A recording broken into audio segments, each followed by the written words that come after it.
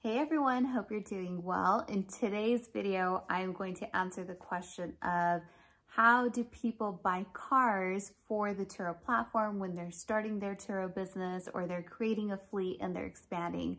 This always seems to be one of those questions where there's a lot of mystery that surrounds it and people always wonder, how do you get to 10, 15, or 20 cars?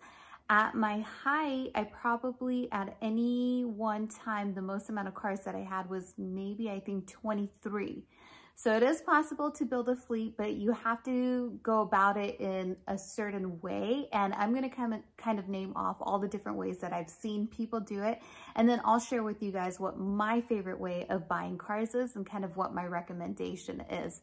Okay, so there are your obvious scenarios, right? A lot of people getting into Turo, they already probably have a car and either they own it outright or they have it financed. That's how I got started. I used to have a smart car that I leased, and it was just kind of an extra car that I had, and I listed it on the platform. So that's probably a decent amount of people who just do that, and maybe they just have one or two cars because they already own them or whatever it might be. Then you have the second most common way of people buying cars that I've seen over the years, and that is just going into a dealership and financing them like you normally would any car for yourself, you know, on a 5 to 6 year term. You have that loan, and it's like any regular car purchase that you would do in your own personal name. And then the third common way that I've seen, which is my favorite, is leasing cars. So you can go in and do a 2 to 3 year high mileage lease, and then you have a clear exit out of the vehicle, which is why I really like that method of buying cars.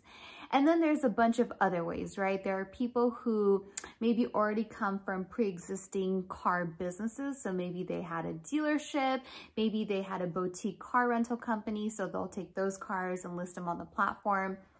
There are people who buy cars outright with cash, and that's typically maybe lower end cars so that they can buy quite a few of them, which is not my favorite way of doing things because it takes quite some time to make that money back. And so basically you're working for free for a while until you recoup the money that you've put into it. And then there are people who, to grow their fleets, what they do is they'll finance some cars themselves, and then they'll work with like family and friends to get additional cars, and they'll build their fleets that way. And then there are people who will go to auctions, people who have dealers licenses, and they'll buy cars that way. And I'm sure there are many other ways out there that I am not familiar with, but these are just the most common and popular ones that I've seen over the years of being on the Turo platform and what I most commonly see people doing. So that is sort of the mystery of how people get their Turo cars.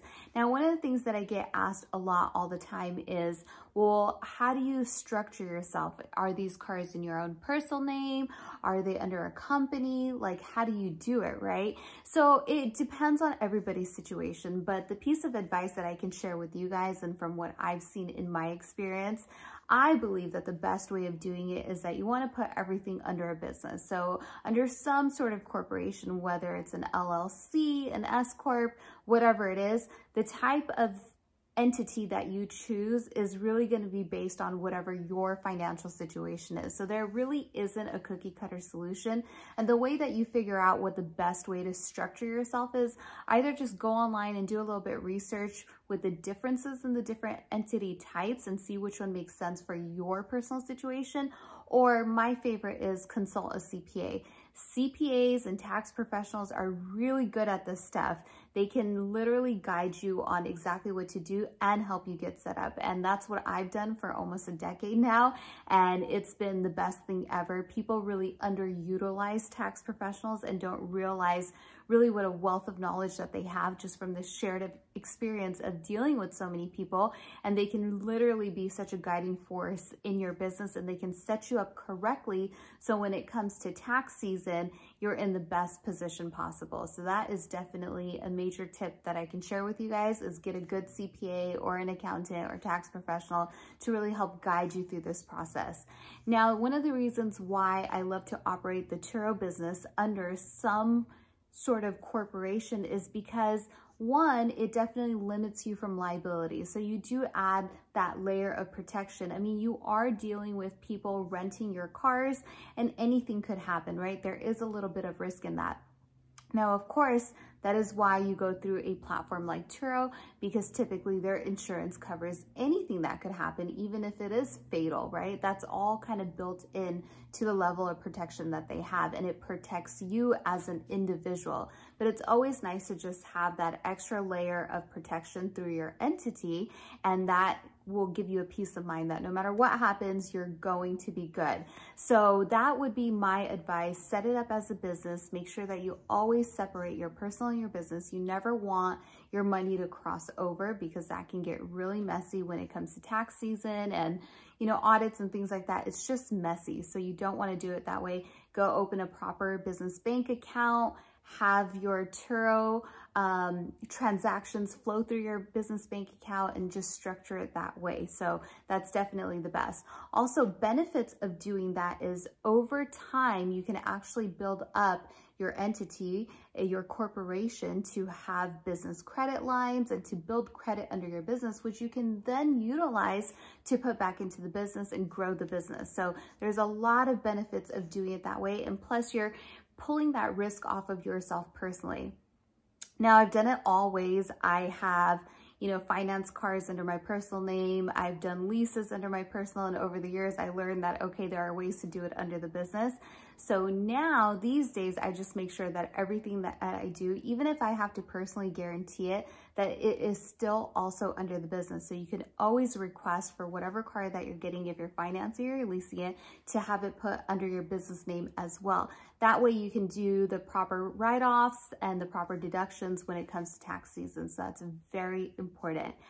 So those are the top ways that people buy cars for their Turo fleet, and that's how they grow, is they utilize one of those methods.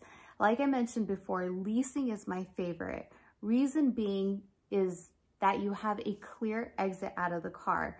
One of the biggest pitfalls that I see people run into over time on the platform is they don't know how to get out of a car over time, because they don't really stop to think about in the beginning what happens to a car when it's on the platform for maybe 3 years, and it takes on a lot of wear and tear, and it takes on a lot of miles, and there's depreciation, and now you have negative equity. What do you do? Not only that, but as time goes on, you become less competitive, because the year, make, and model that you have gets older, and there's new players moving into the market. So I love leases because you can do short-term, high mileage leases, and you can get out of that car. Getting out of leases, you have a lot of options. Even if you want to get out early, you have a lot of options of getting into other cars.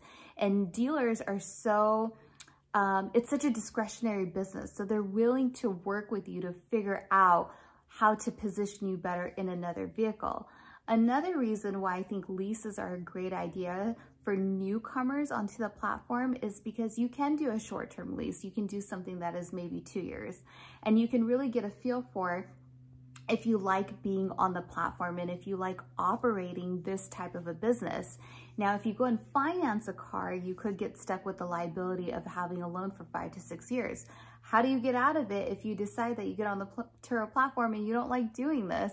So a lease is really nice because at least, 2 years goes by pretty quickly. So if you get into it for 2 years, you really understand the business model, maybe you love it, and so you go and get more cars. But if you don't, if it's not really meant for you and you can't quite grasp the concept of expanding a business like this, then at least you have a clear exit without taking on that liability.